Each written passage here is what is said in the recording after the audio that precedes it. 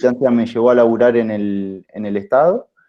Estuve unos 6 años laburando en el Estado. Después que salí del Estado, en diciembre de 2015, empecé a laburar por mi cuenta con 2 amigos y socios, que son colegas también ingenieros, y armamos nuestra pequeña empresita PYME, muy pequeña, de integración y desarrollo de tecnología de comunicaciones.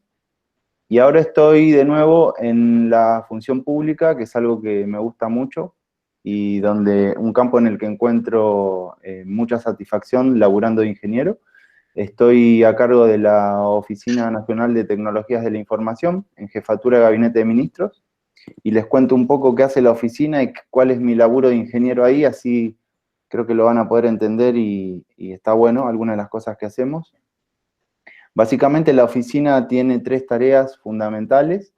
La primera es estudiar y entender las nuevas tecnologías en materia de IT que podría usar el Estado o adoptar el Estado para resolver muchas de las situaciones que tiene que resolver, sean procesos internos del Estado o para resolver problemas de la ciudadanía en todo el país.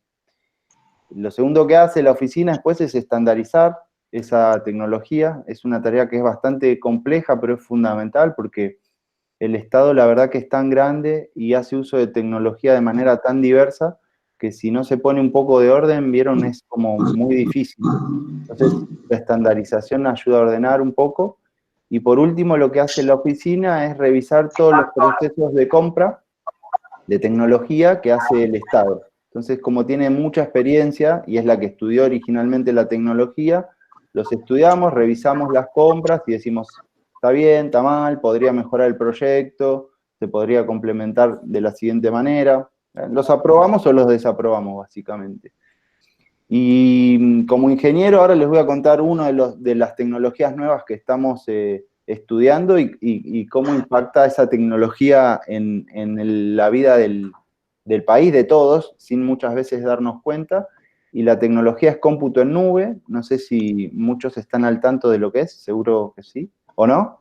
Bueno, No. básicamente los recursos de cómputo en nube tienen que ver con la migración de los recursos que hasta hoy muchos de ellos siguen siendo on-prem, se llama, perdonen que hable en inglés, pero es jerga, y eso quiere decir que uno antes necesitaba disponer de la tecnología física propiamente dicha para desarrollar alguna tecnología. Por ejemplo, no sé si ustedes alguno ha programado, muchas veces se necesita disponer de servidores para poder desarrollar código, programar y desplegar una tecnología o montar una aplicación, por ejemplo, ¿no? Entonces, el cómputo en la nube reemplaza un poco la necesidad de disponer físicamente de la tecnología y virtualiza, ¿no?, estas herramientas de tecnología. Entonces, nosotros estamos posibilitados después nosotros como usuarios, como arquitectos de solución, de disponer de esa tecnología a través de la web. Entonces estamos pensando estamos estudiando esa tecnología y viendo cómo podría usarse e implementarse en el Estado argentino. Claro que es como un tema muy desafiante porque, ahora les voy a contar por qué, porque más allá de tener sus complejidades técnicas a nivel tecnológico, uno, si bien yo soy ingeniero de profesión, siendo un servidor público, tengo que pensar un poco más allá de la ingeniería y de los desafíos asociados que tiene la tecnología. Por ejemplo, cómo se podría usar de manera eficiente esta tecnología en el Estado, cómo con esta tecnología podríamos desarrollar pequeñas empresas locales que crezcan usando esta tecnología, también cómo lidiamos con grandes empresas que desarrollan esta tecnología. Está la empresa más grande del mundo en la actualidad, que es la líder tecnológica mundial respecto a esta tecnología, que es Amazon, pero nosotros también en Argentina tenemos una empresa que es nuestro mayor activo tecnológico nacional, que es ARSAT, que tiene un data center gigante y que también tiene intenciones de empezar a dar servicios de cómputo en nube. Entonces, el desafío que tenemos ahí es entender bien la tecnología, ver cómo podría llegar a adaptarse para hacerle bien al Estado en lo que tiene que ver con ponerla al servicio de la ciudadanía, y cómo podríamos desarrollar localmente empresas, universidades que participen y que vayan adquiriendo conocimiento, que después el conocimiento se pueda desplegar en soluciones para toda la ciudadanía.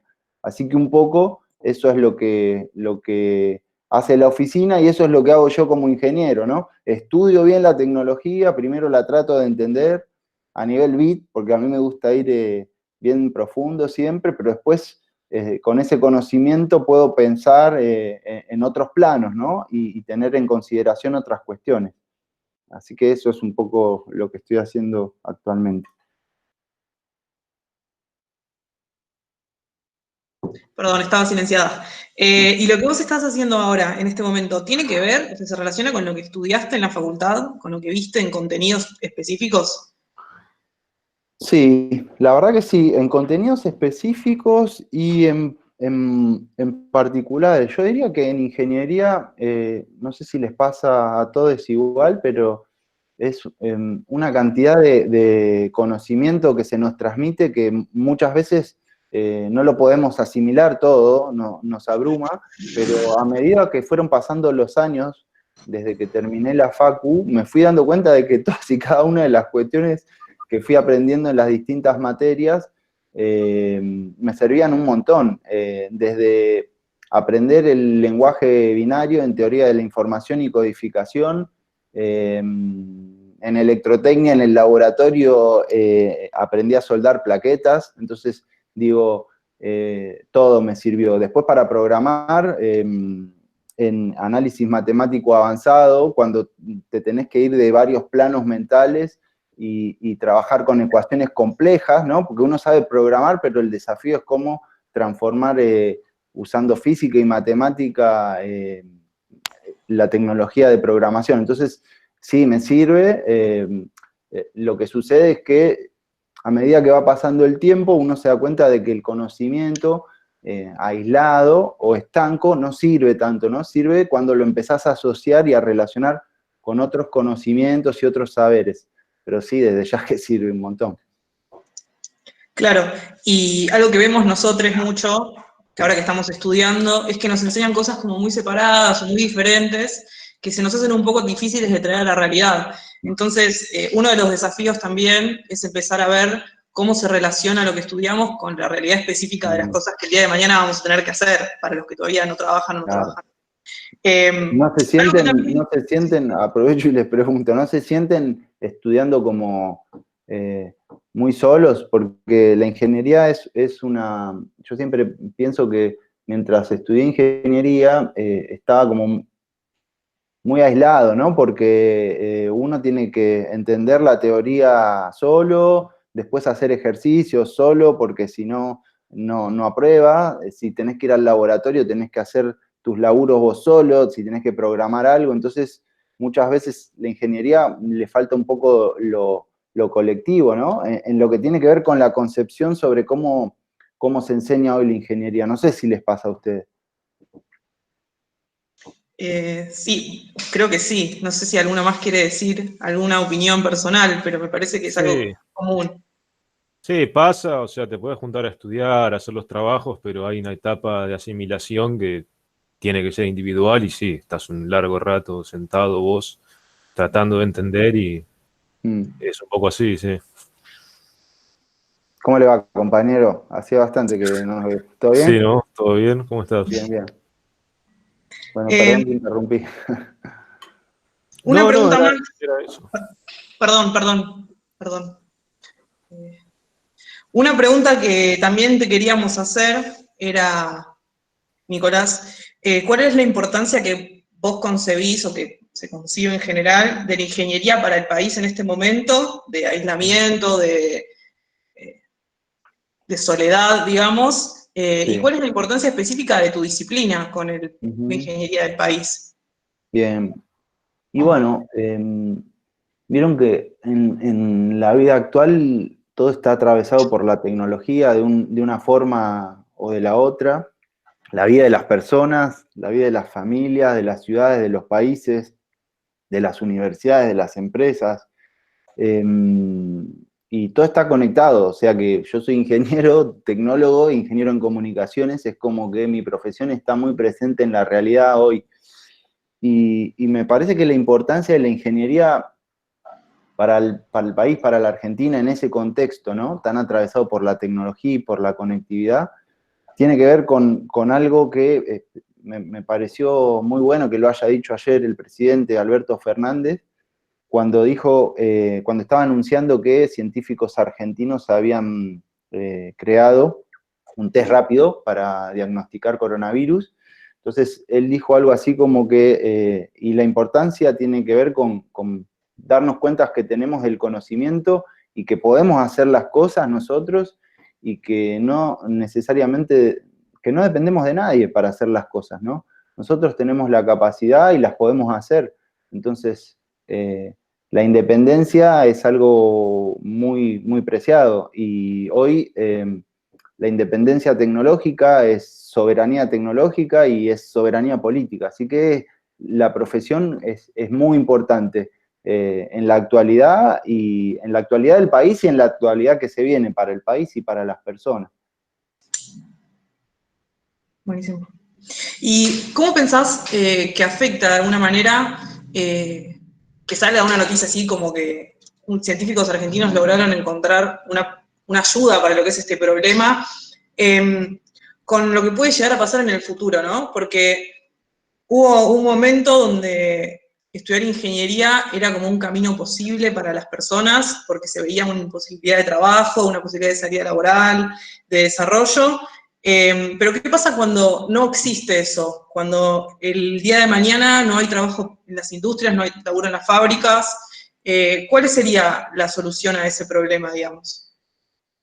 Un poco tiene que ver con lo que estamos hablando, ¿no? De cómo muchas veces no tenemos la capacidad de ver cómo lo que estamos aprendiendo o estudiando en la universidad podría utilizarse para resolver problemas de los demás, ¿no? Entonces, me parece que hay dos cuestiones que tenemos que tener en cuenta. Primero, la importancia de saber que tenemos conocimiento adquirido que no nos pertenece, digamos, lo hemos adquirido con mucho esfuerzo, pero lo que corresponde es que lo podamos transmitir y que se multiplique ese conocimiento adquirido.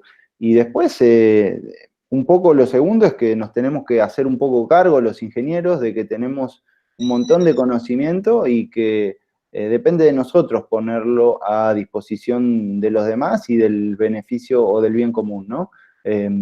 La vida del ingeniero tiene como muchas etapas. Yo hoy tomé unos minutos para contarles todo lo que había hecho, porque la verdad es que como ingeniero trabajé de todo. Fui peón de obra, trabajé en una multinacional, hice mi pyme, soy director de una maestría en una universidad nacional hace muy poquito, así que como ingeniero me siento súper capacitado respecto a todos los conocimientos que me dio la universidad y me hago cargo también de que, bueno, no son míos y que los tengo que tratar de expandir, que se expandan y que esa expansión redunde en proyectos colectivos que beneficien a la mayor cantidad de gente posible, ¿no?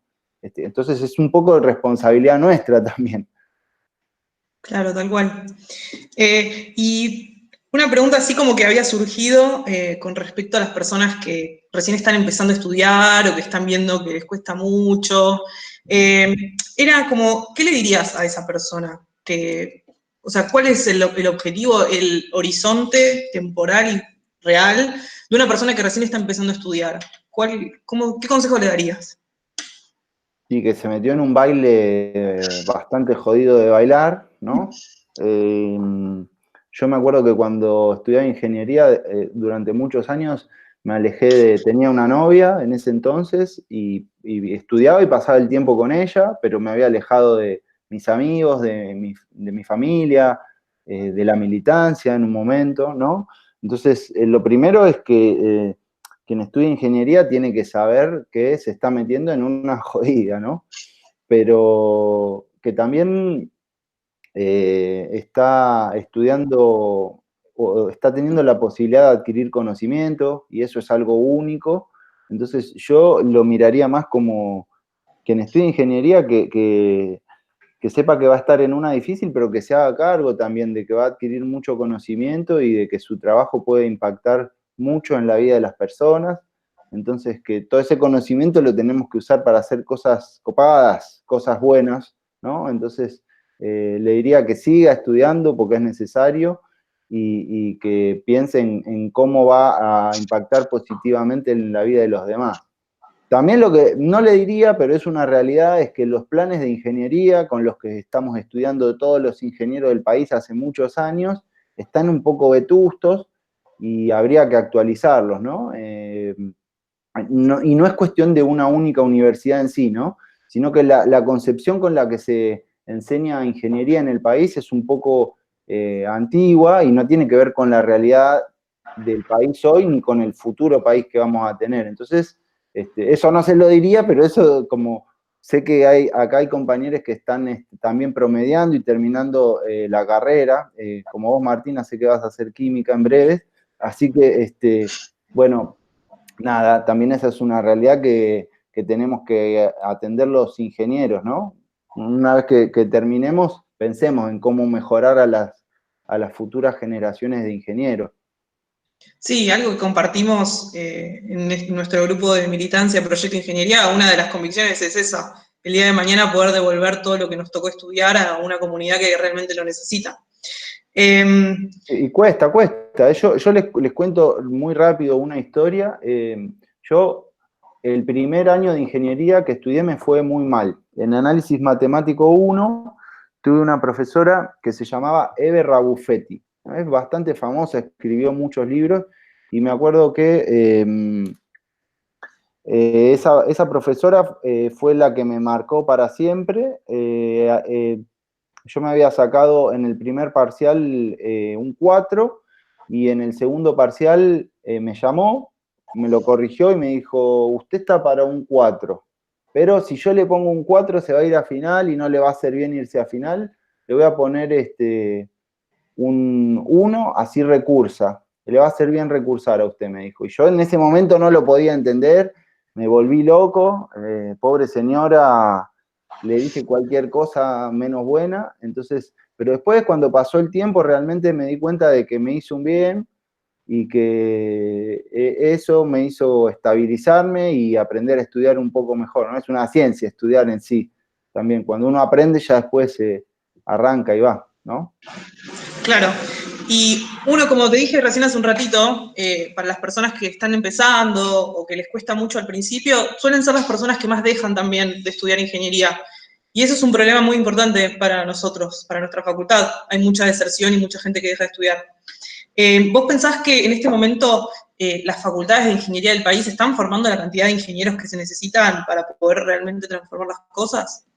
No, estamos con un déficit de ingenieros bastante importante. De hecho, no hay muchos programas activos que puedan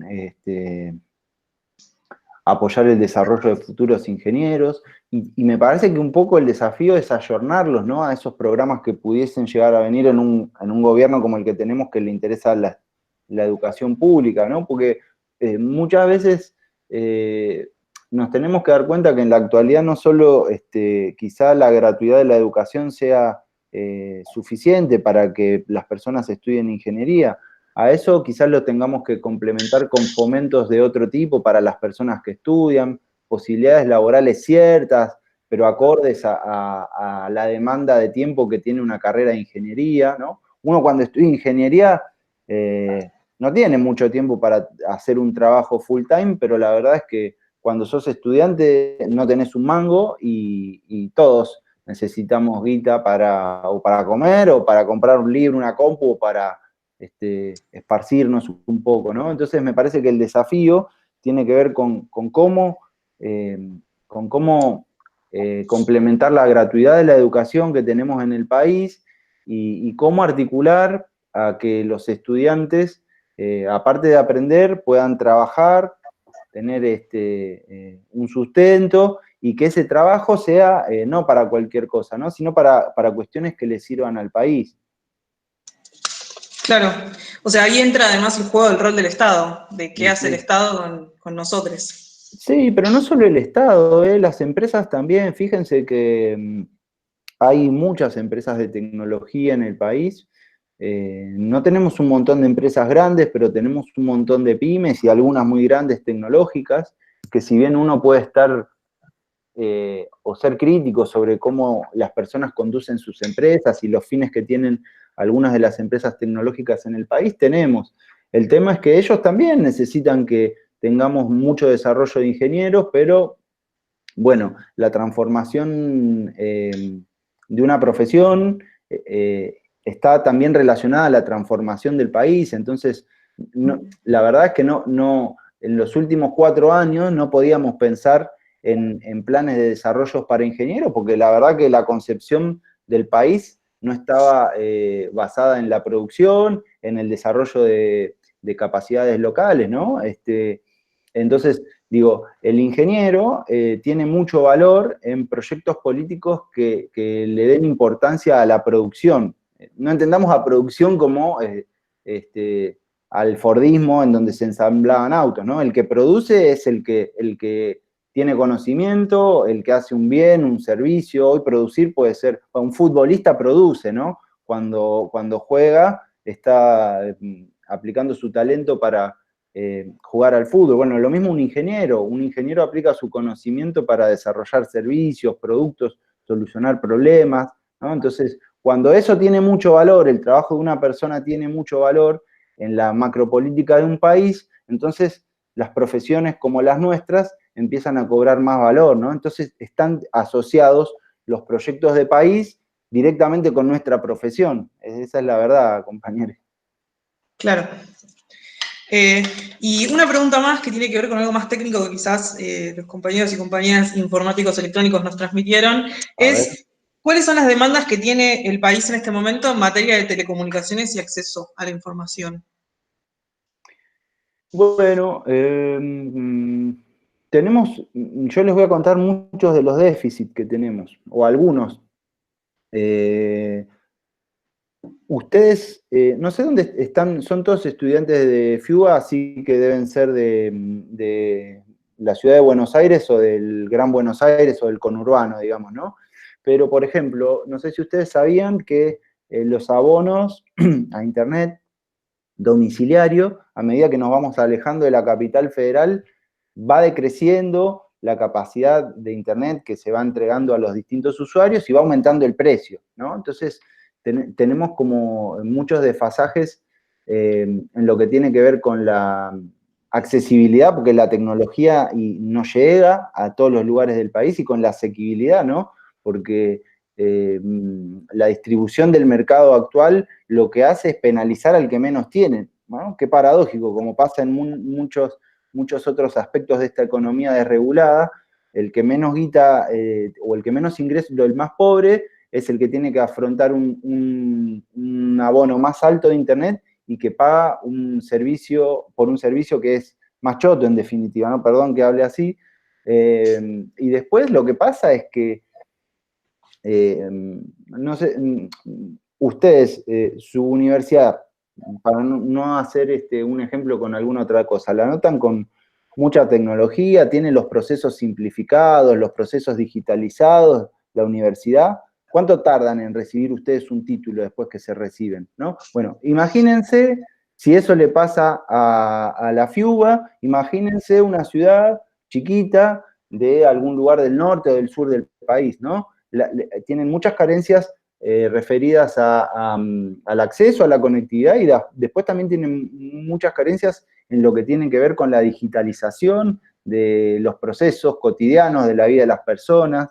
Entonces, hay mucho por aportar haciendo uso de las capacidades que tiene el país para los ingenieros, pero hay muchos desafíos por delante. Todo lo que tiene que ver con digitalización a través de nuevas tecnologías es algo que va a necesitar mucho el país. Así que hay espacio. Buenísimo. No sé si alguno quiere hacer alguna pregunta de lo que estuvimos hablando. Abro para que pregunten o lo escriban en el chat, como quieran. Sí, lo que quieran. Ah, no miré el chat si había algo escrito. Nada. No, nadie escribió nada. Tan tímides. Bueno, acá hay un compañero que también no es estudiante de ingeniería, Pablo Mogli, pero él les puede contar acerca de la experiencia. Él estuvo en un proceso de un proyecto en donde intervinieron muchos ingenieros. En el año 2014, él era muy chico, no sé si se va a acordar, pero hicimos una licitación de espectro de 4G, del 4G que hoy funciona en la Argentina. Lo hizo en el 2014 el gobierno de Cristina. Lo tuvimos que llevar adelante nosotros. En particular, yo fui el líder técnico del pliego de la licitación. Y Pablo Mogli nos acompañó en todo lo que tenía que ver con la relación con las empresas que participaron y compraron el pliego y licitaron. Y me acuerdo que el día de la licitación, no sé si lo querés contar, Pablo estuvo encerrado 9 horas en una sala, encerrado con una empresa. Estábamos con el escribano general de la Nación, las empresas no podían hablar entre sí y Pablo participó del chango de un proceso de ingeniería, así que él podría hacer alguna pregunta también, me parece. Sí, sí, hola, ¿qué tal? Hola, Nico, gracias por participar de la charla. La verdad que yo soy politólogo, recién recibido, estoy como acá infiltrado entre ingenieros.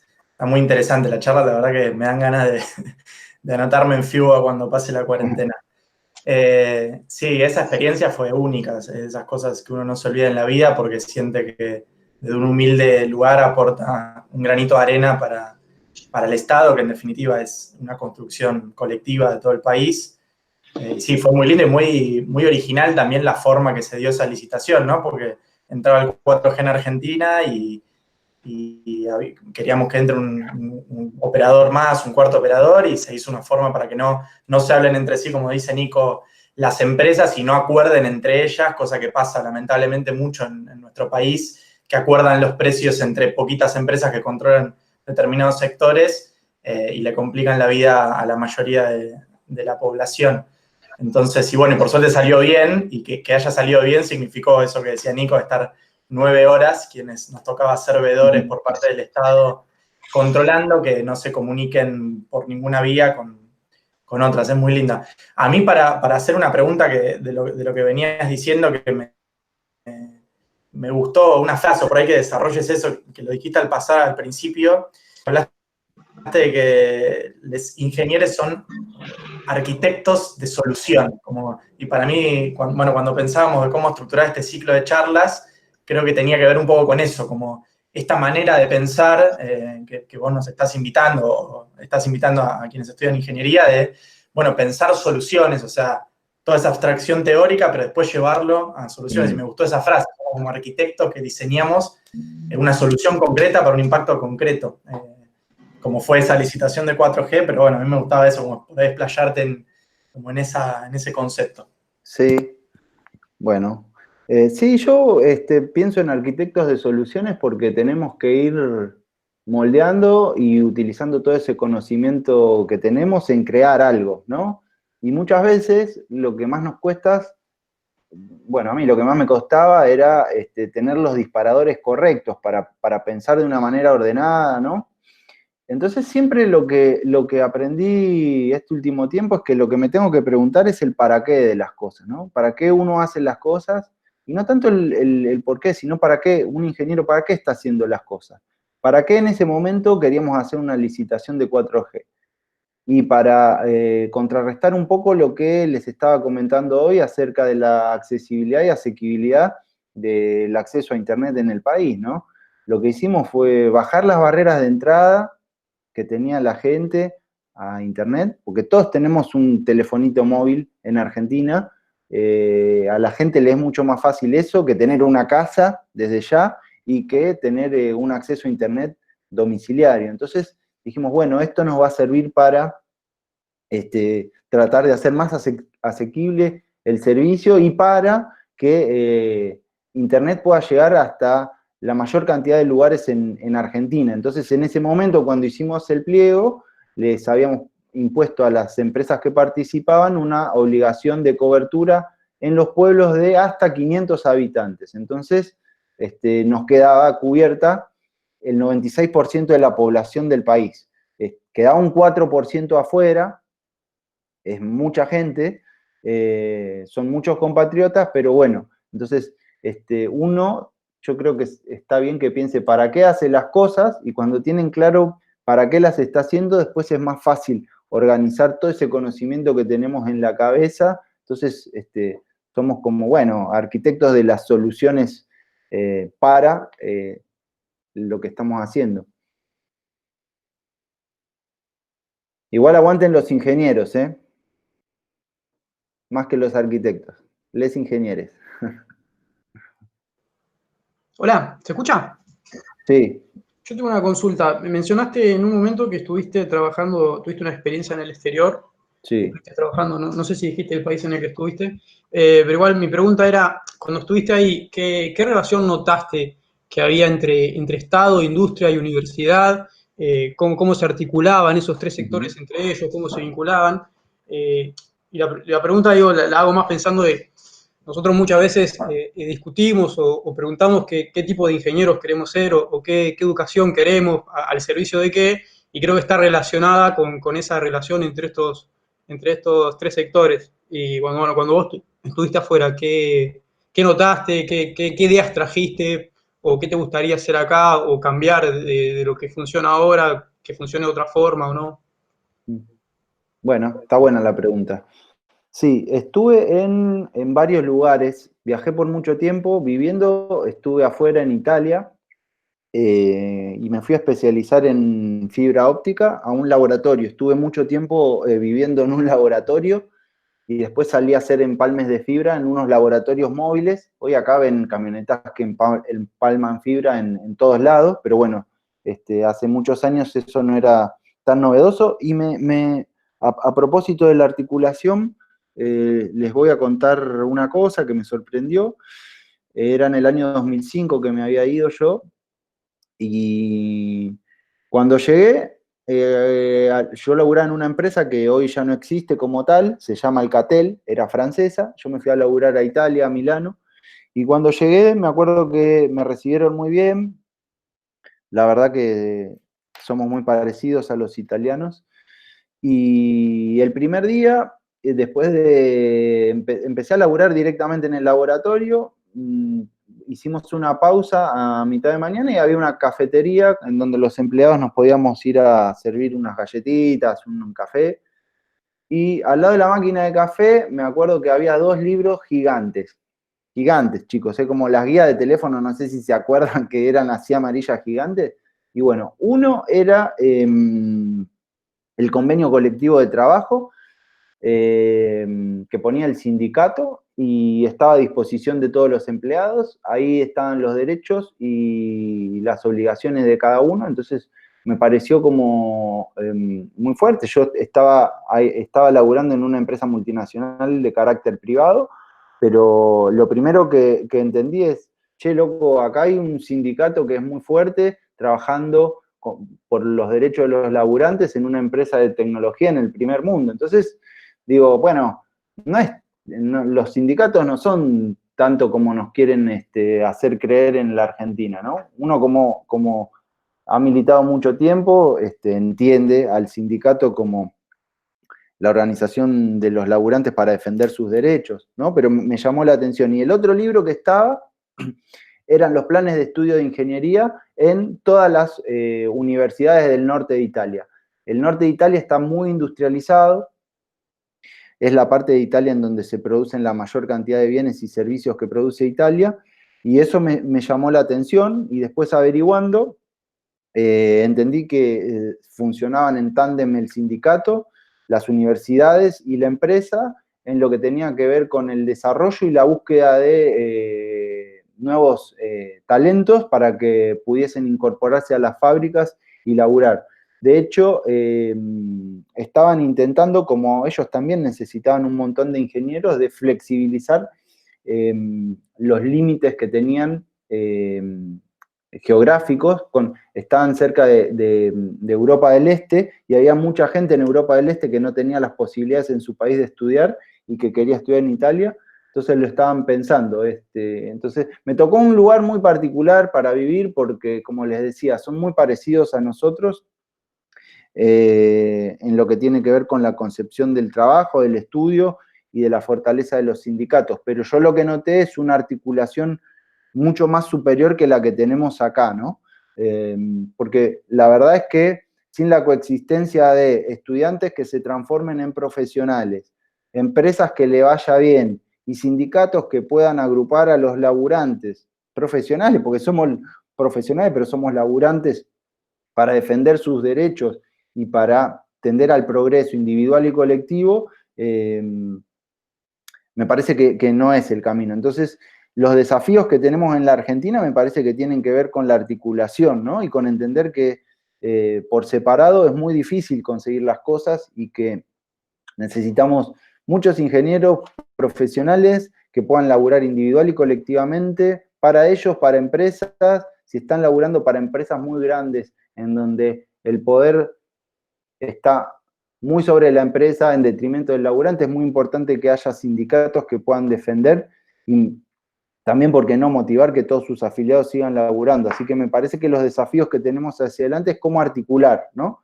Cómo articular la universidad, las pequeñas empresitas, las grandes empresas, los sindicatos, para coexistir y que el desarrollo sea más común y más heterogéneo. No sé si te contesté bien, Ezequiel. Sí, está buenísimo, sí.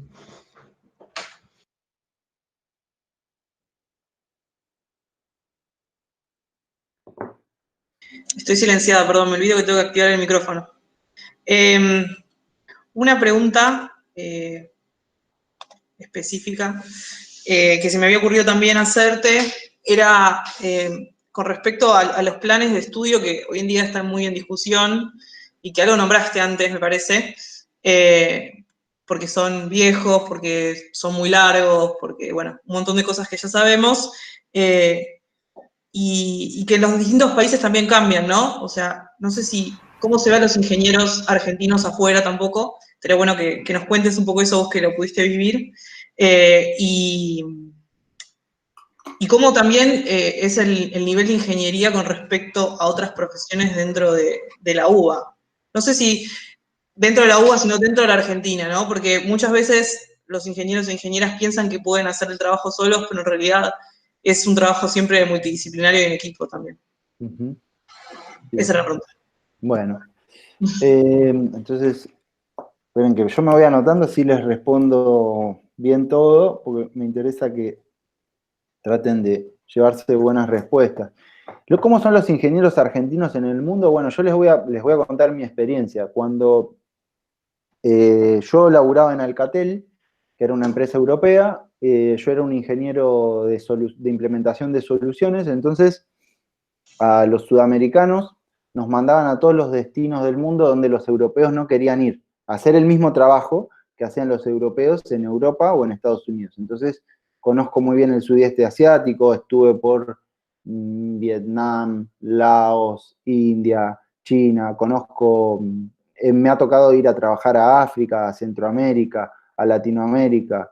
Estuve un mes laburando en Santiago del Estero, en Argentina, en un shelter, en un galpón, en pleno verano. Yo creo que si sobrevivía a eso, sobrevivo a cualquier cosa. Y la realidad es que tenemos una capacidad los argentinos para hacer cosas muy importante. Como les decía, lo que falta un poco es que nos la creamos, pero no que nos la creamos mal, sino que creamos que podemos hacer uso de las capacidades y del conocimiento que queremos en la ingeniería, en el fútbol, ¿no? Las soluciones individuales son como siempre más difíciles, entonces tenemos que tratar de explotar todo ese conocimiento que tenemos en proyectos colectivos. Eso es muy importante. Y respecto a que los ingenieros creemos que podemos hacer todo solo, y sí, es así. Perdón. Un poco la profesión nos lleva a pensar eso, ¿no? Nos llenan de conocimiento que es muy difícil de entender, es muy difícil de adquirir. Entonces, cuando uno se va dando cuenta de lo difícil que está aprendiendo y del conocimiento que tiene, se la empieza a creer un poco. Me imagino que les ha pasado a todos y cada uno de ustedes un poquito. No está mal que eso suceda, pero bueno, después hay que vencer ese sentimiento que se nos viene y pensar en proyectos colectivos. Y de nuevo, que si el conocimiento nos queda a nosotros solos, no alcanza, y que los ingenieros en algún punto también somos medio cuadrados, ¿no? Porque de la ingeniería nos enseñan 1 más 1, 2, o más menos, ¿no? Pero entonces, digo, tenemos que empezar a laburar en conjunto con las ciencias sociales, porque tenemos que entender cómo impacta nuestro conocimiento y la tecnología en la vida de la gente, ¿no? Nosotros no programamos o no armamos hardware o máquinas para que queden lindas, ¿no? Eso lo hacemos para que con nuestro trabajo haya un impacto positivo en la vida de las personas. Entonces, nos tenemos que empezar a... Está muy buena la pregunta y tenemos que empezar a entender a la ingeniería como parte de una solución, ¿no? Cuando yo hablaba de arquitecto de solución, quizá la ingeniería sea una parte de una solución más macro que necesita otro tipo de conocimiento, más sociales, más de economía, más de gestión de proyectos, ¿no? Entonces, y proyectos desde distintos lugares, ¿no? Porque los proyectos son distintos en una empresa privada que en el Estado. Entonces, digo, me parece que los ingenieros tenemos que empezar a tener más habilidades para movernos, ¿no? Movernos más, interactuar con más conocimientos o distintos saberes y desde más lugares o puntos de vista. No tenemos que ser cerrados, nos tenemos que abrir. Lo que pasa en la política, compañeros, no nos tenemos que cerrar, nos tenemos que abrir, defender y con nuestro conocimiento avanzar, ¿no? Eso un poco.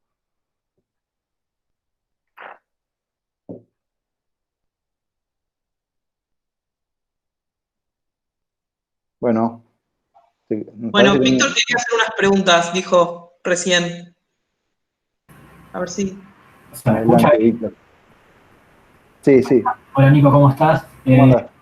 Nada, un poco, mira, le quería preguntar, medio que lo contestaste recién, pero por ahí desde otro ángulo estaría bueno abordarlo, que tiene que ver con, o sea, el nombre del ciclo es, o sea, ingeniería como forma de pensar, y la formación que tenemos, y creo que es bastante en general en todas las ingenierías, es lo que decías vos, ¿no? Esto de ser cuadrados, de no salir mucho de la caja en relación a otras disciplinas, y por ahí que cuentes en términos generales o por ahí con tu experiencia, cuáles fueron las cosas que por ahí más tuviste que aprender o reaprender, que por ahí no necesariamente tienen que ver con ingeniería y que, bueno, son realmente importantes y hacen fundamentales el trabajo de un ingeniero. Nada, como apuntar a eso, digo, por ahí que algunas cosas puntuales, ¿no? que puedas destacar.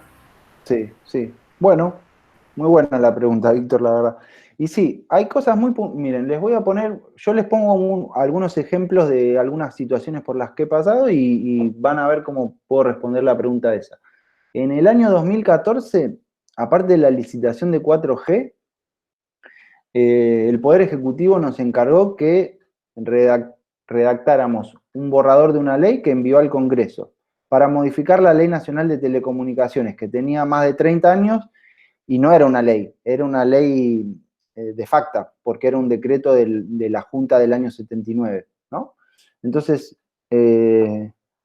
bueno, en particular me encargaron a mí el proyecto y yo dije, claro, ¿cómo yo ingeniero puedo pensar en una ley? ¿No? Entonces ahí fue un ejemplo bien claro para darme cuenta de que necesitaba un montón de profesiones. Uno piensa en una ley y lo primero que piensa es en abogado, ¿no? Entonces, toda mi vida pensando, ¿de qué sirve el trabajo de un abogado? Y cuando tuve que avanzar con pensar una ley y escribir un borrador de una ley, dije, acá necesito laburar codo a codo con un abogado. Y no solo con un abogado.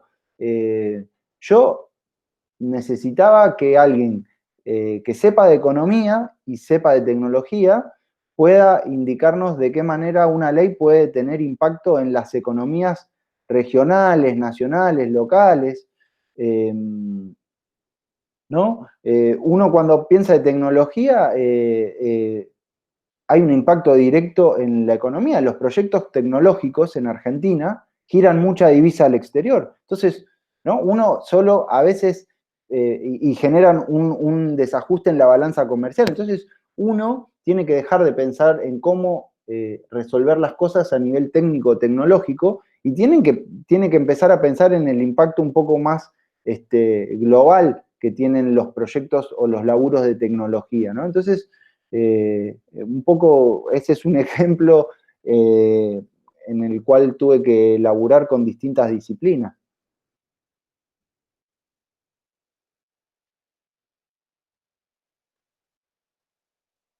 ¿Sirvió la respuesta?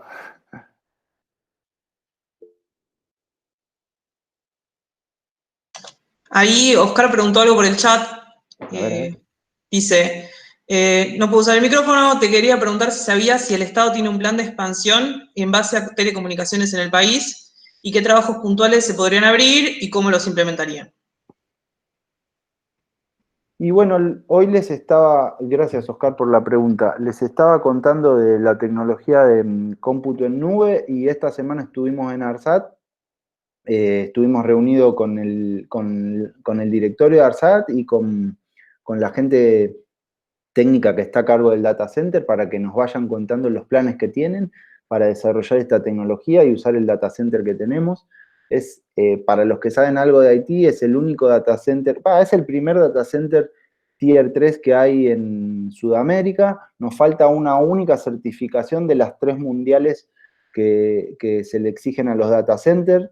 Cuando la tengamos no va a haber otro igual en Sudamérica y nuestro data center va a ser asemejable a los de Amazon, por ejemplo, ¿no? Entonces, hay muchas posibilidades para desarrollarse en lo que tiene que ver con servicios de cómputo en nube, programación, uso de bases de datos correlacionales, eso en materia de IT. Después, estamos en las puertas del 5G, que tiene que ver con la conectividad no solo entre los seres humanos, sino que está más apuntado a la comunicación de manera muy eficiente entre las máquinas, ¿no? Entonces vamos a tener que ahí ver cómo la hiperconectividad genera nuevas oportunidades de desarrollo para laburos de ingeniería, ¿no? Estamos hablando de tecnologías que van a tener muy baja latencia y la que van a permitir desarrollar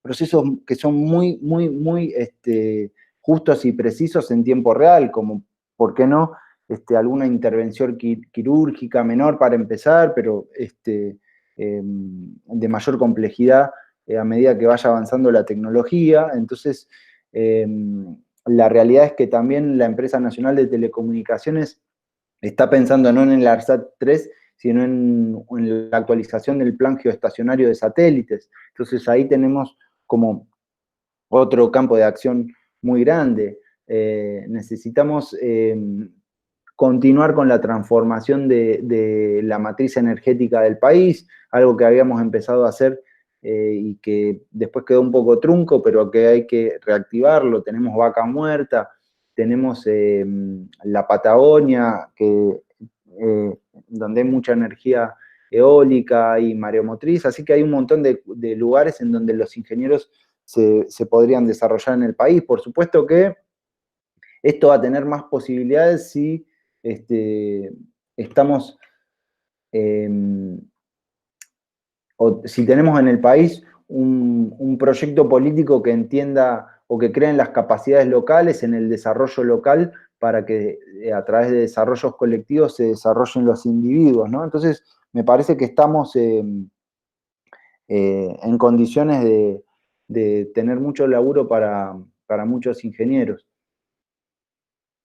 Yo estoy necesitando, por ejemplo, no, estaba necesitando, pero las condiciones de la pandemia y cómo afectó la pandemia a la economía muy mala que teníamos, hizo que tengamos que posponer algunos proyectos. Pero bueno, en algún momento quizá podamos trabajar juntos.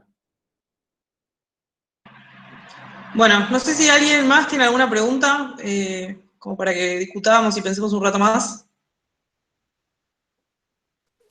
Sí, disculpa.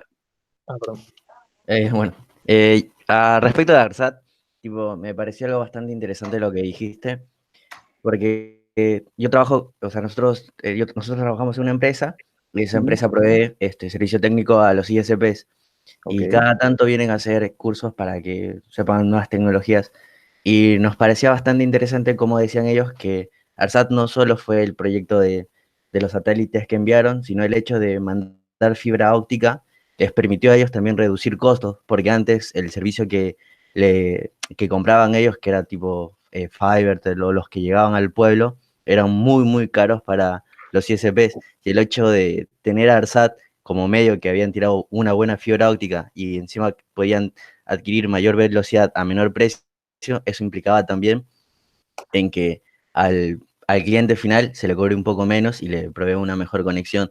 Y como que todo va relacionado, no es que a veces también, si bien como vos decís, si está más alejado de la capital, es mucho más caro el servicio, pero no es porque ellos también quieren, sino que sus costos, el hecho de armar también los equipos, se les encarece bastante. Pero sí, el hecho de ARSAT, de todo lo que implicó no solo el tema del satélite, sino también proveer conexión a pueblos que no tenían en su mente estar conectados a Internet, no sé, les proveyó mucha información y a su vez actualizarse un poco más. Eso me pareció bastante interesante.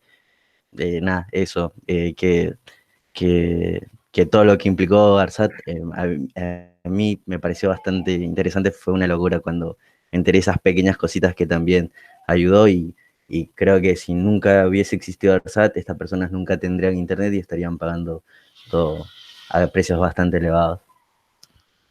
Sí, sí, Andy, mira, lo que vos decís es como muy real y muy ejemplificador de los beneficios de una empresa nacional de telecomunicaciones. Miren, lo que dijo Andy respecto a ISP, ISP son las siglas de Internet Service Provider, son los proveedores de Internet chiquititos, ¿no? O no tan chiquititos. Pero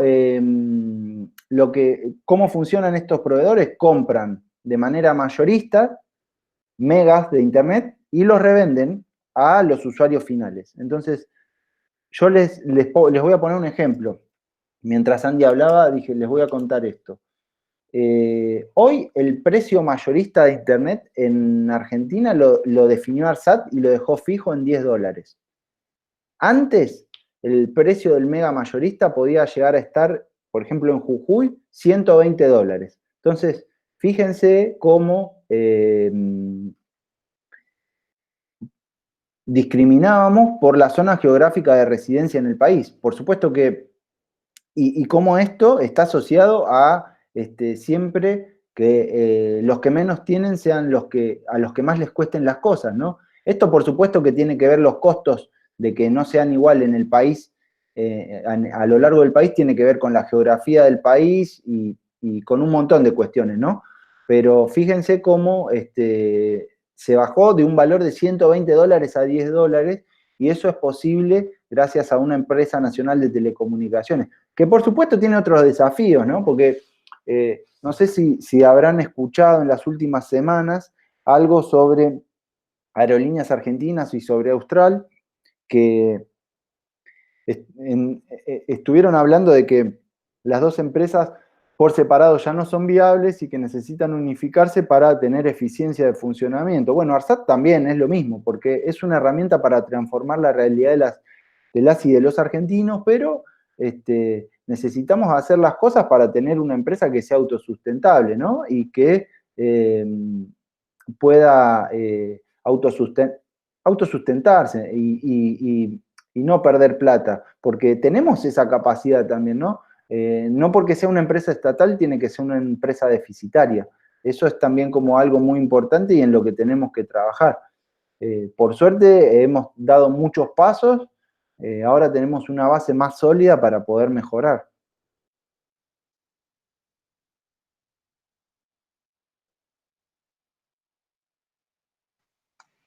Bueno.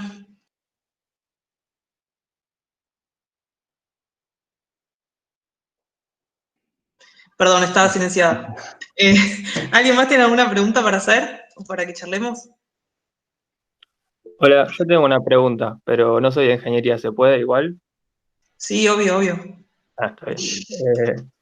Nada, me resultó muy interesante el planteo, entendiendo, digamos, el desarrollo de manera integral y cómo la ingeniería tal vez hace su parte, y que tal vez en el siglo XXI las formas de generar, de poder tener un desarrollo más óptimo de las sociedades y de los desarrollos productivos La ingeniería es una profesión bastante clave en ese sentido. Y revisando, o sea, antes de la charla, como había leído un poco, y que la tasa de ingenieros en Argentina es bastante baja en relación tal vez a carreras vinculadas más a las ciencias sociales. Y, por ejemplo, en Rusia o en Estados Unidos son los dos países con más ingenieros en el mundo. Con lo cual, ahí como un poco la pregunta es, digo, si tendría que encararse una política en la cual el Estado y el sector privado desarrollen objetivos en común e incentivar en este sentido que los jóvenes de una sociedad se inclinen a estudiar ingeniería y a apoyar esa carrera, digamos. Y por otro lado también se habla, o sea, yo no estudio eso, pero en el imaginario colectivo como que la ingeniería es una carrera medio imposible, ¿no? Como que tenés que tener mucho tiempo de estudio y de cursada y, digamos, yo entiendo eso en términos relativos en el sentido de que si es muy complicada, tiene que ver con una deuda de la educación en niveles anteriores. Es decir, en que la secundaria o la primaria no da las herramientas suficientes para que alguien pueda encarar el CBC de ingeniería y después la carrera de ingeniería. Y en ese sentido también entender integralmente a la educación, que termina dando como resultado que los que puedan estudiar ingeniería sean personas, digamos, que tal vez vienen de un colegio o preuniversitario o privado o algo por el estilo, y que tal vez no tengan una vocación popular a la hora de encarar la ingeniería. Entonces, disputar el sentido también desde otras perspectivas. Entonces, nada, un poco la pregunta es el valor, si es un valor estratégico, digo, tenemos que, básicamente, yo no tengo problemas de venir a salir a los tiros para que la gente se reciba de ingeniero para que pueda resolver problemas propios de las estructuras de una sociedad desigual como la que tenemos. Sí, gran reflexión, más que pregunta, me parece. Y yo creo que tiene que ver con un entendimiento político y una concepción política del desarrollo de una sociedad, en lo que tiene que ver con la búsqueda de la equidad, de la igualdad de oportunidades, ¿no? Y ante una igualdad, ante equidad e igualdad de oportunidades va a haber muchas posibilidades para todos. Y yo no creo que tenga tanto que ver con forzar a la gente a que se dedique a estudiar ingeniería, sino con que el país pueda generar proyectos políticos que incentiven a la gente a estudiar ingeniería, ¿no? Si nosotros tenemos un país que sabemos que quiere desarrollar de la mejor manera posible todos los recursos naturales que tiene, entonces ahí seguramente haya más lugar para que las personas se motiven a estudiar ingeniería, ¿no? Lo que les estaba comentando hoy hace un tiempo. La Patagonia es el lugar de la Argentina donde menos densidad poblacional tenemos, ¿no? Pero es un lugar en donde, es uno de los lugares en donde se concentran la mayor cantidad de recursos naturales que tenemos. Y necesitamos ingenieros en la Patagonia. Yo estoy casado con una patagónica y, por ejemplo, en la Patagonia tenemos lo que les decía de energía, petróleo, gas, mar, costa, viento, agua, condiciones de suelo que permiten la agricultura. Tenemos frío que posibilitaría la instalación de máquinas que concentran calor y disipan mucho calor, como podrían ser granjas de servidores. Entonces, lo que me parece es que tenemos que pensar integralmente al país y no cómo particularmente hacemos que la gente se interese por estudiar ingeniería, sino que tenemos que pensar en un modelo de país en donde naturalmente estudiar ingeniería sea una opción para desarrollarse como persona dentro de un país que cobija y le da lugar a les ingenieres, ¿no? Y no les ingenieres solo. Y Y respecto a lo que decías de la educación, yo creo dos cosas respecto a la ingeniería. De que tenemos una educación con muchas deudas y muy deficitaria, es real. Tenemos una gran educación, pero que tiene muchos déficits. Hemos pasado por muchos procesos en donde la educación ha sido muy golpeada y muy dañada. Yo creo que el macrismo haya perdido las elecciones nos dio la posibilidad de seguir manteniendo la gratuidad en la educación, pero, por ejemplo, no tenemos escuelas técnicas. Entonces, lo que decís vos sobre que llegamos mal preparados para estudiar ingeniería es real, pero déjame también decirte que las cosas que estudiamos en ingeniería tienen una complejidad que hacen muy difícil que se estudie, aunque hayamos llegado con buena preparación, ¿no? Es realmente muy dificultoso y muy difícil. Los entiendo a todos los que estudian ingeniería. No sé, compañeros, lo que estudiás vos, pero te puedo asegurar que en ingeniería es difícil.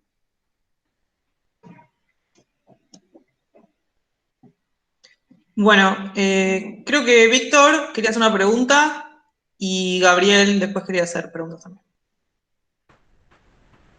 Sí, es una pregunta barra reflexión incluida un poquito, pero tiene que ver con acerca de lo que sería la tecnología de punta y tecnología, en realidad frontera tecnológica y no frontera tecnológica, porque muchas veces por ahí en la ingeniería hay un tema de que es atractivo o que solamente llama la atención o tiene notoriedad aquellas cosas que son lo último o que son súper llamativas, y hay un montón de desarrollos o cuestiones que por ahí no implican haber hecho nada nuevo. Capaz que, no sé, hay un desarrollo que tienen 30 países más, y ser el 31 tal vez no llama la atención, pero que sin embargo son muy importantes.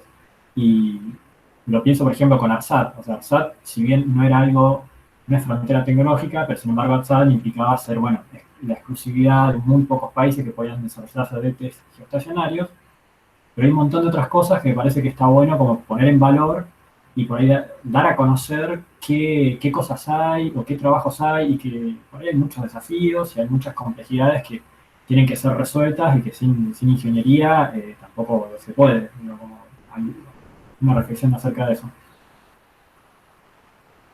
Sí, bueno, yo esto lo entiendo como poner a la ingeniería al servicio de la ciudadanía y no al servicio de intereses económicos, ¿no? Eso tiene que ver con cómo por condiciones macro y de contexto y de cómo el país te lleva hacia eso, pero también con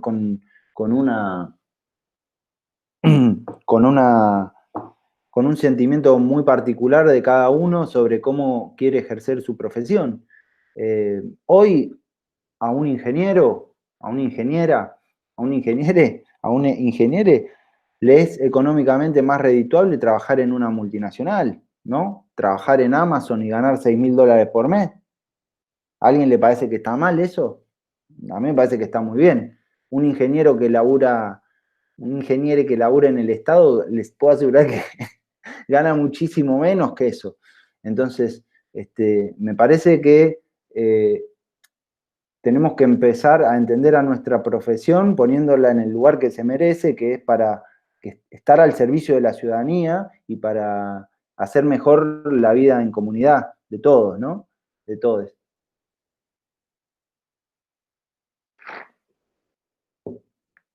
Bueno, cierra Gaby con su pregunta. Hola, hola Nicolás, ¿cómo estás? Un gusto haberte escuchado hasta ahora, todo muy, muy interesante. Rescato tres cosas que dijiste que me parece que pueden tener que ver y me gustaría escuchar tu opinión al respecto. Hablaste de planes vetustos en las universidades, se habló también de déficit de ingenieros, digamos, de recibidos, de graduados de ingeniería, y hablaste mucho sobre la articulación y sobre pymes. ¿Cómo crees que podría ser o cómo ves que es la articulación entre las universidades como un sector que no solo forma ingenieros, sino como un lugar que debería generar nuevo conocimiento, y las pymes, y cómo es esa relación en cuanto al desarrollo de I+D que podría brindarle la universidad a pequeñas empresas que por ahí no tienen un sector en una estructura más reducida con una multinacional, por ejemplo, no tener un sector de I+D.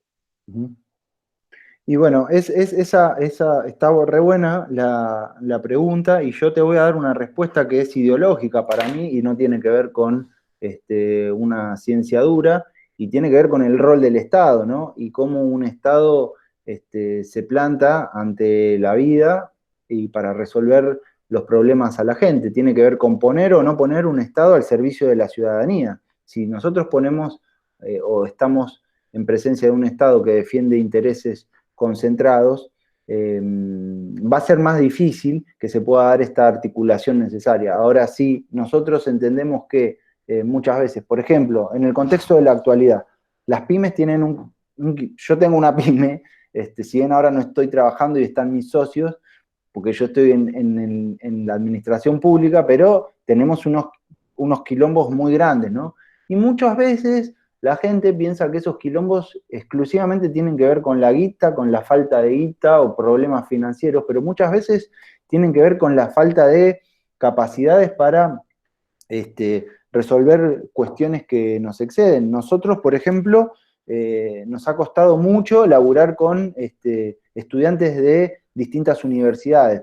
Como yo laburo en una universidad nacional, también he podido solucionar ese tema, pero el Estado hasta hoy, después de haber pasado los últimos 4 años de mierda que pasó, carece de mecanismos en donde se articulen a las universidades, a las pymes, a las grandes empresas y a las necesidades de la sociedad. Piensen que, vayamos al caso concreto del COVID. Hasta hace 5 meses no teníamos Ministerio de Salud. Entonces, ¿cómo el Estado podía llegar a articular a la educación pública y privada que podría llegar a solucionar problemas de salud, ¿no? Medicina, ingenieros, y a las fabricar respiradores, por decir algo. Era inexistente las capacidades que tenía el Estado. Entonces, la respuesta para mí tiene que ver con una concepción ideológica del Estado. El proyecto político actual del que yo formo parte cree en un Estado al servicio de la ciudadanía, y no la ciudadanía no entendiéndose solo como las personas de manera individual, ¿no? Sino en los distintos colectivos, en los colectivos de la sociedad civil, los colectivos de la sociedad del conocimiento, los colectivos de la sociedad económica, ¿no? Entonces me parece que un Estado que articule todo eso es un Estado que está al servicio de la ciudadanía. Entonces, creo que depende un poco de la política también, ¿no? Y de la concepción política que tenemos sobre el Estado.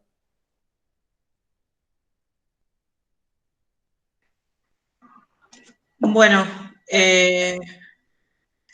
muchas gracias, Nicolás, por todo lo que nos contaste, por todo el tiempo que le dedicaste a charlar con nosotros. La verdad fue un encuentro súper enriquecedor, creo, para todos. Después te transmitiremos si alguien ha hecho algún comentario específico al respecto de esto. Pero bueno, muchas gracias por haber sido el primer invitado de este ciclo de charlas que vamos a estar haciendo. Y a todos los que están escuchando, les invitamos a la próxima, que seguramente será de la semana que viene, a la misma hora, en el mismo canal.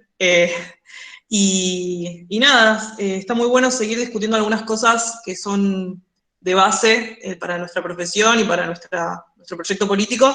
Así que nada, de nuevo muchas gracias y estamos en contacto en estos tiempos.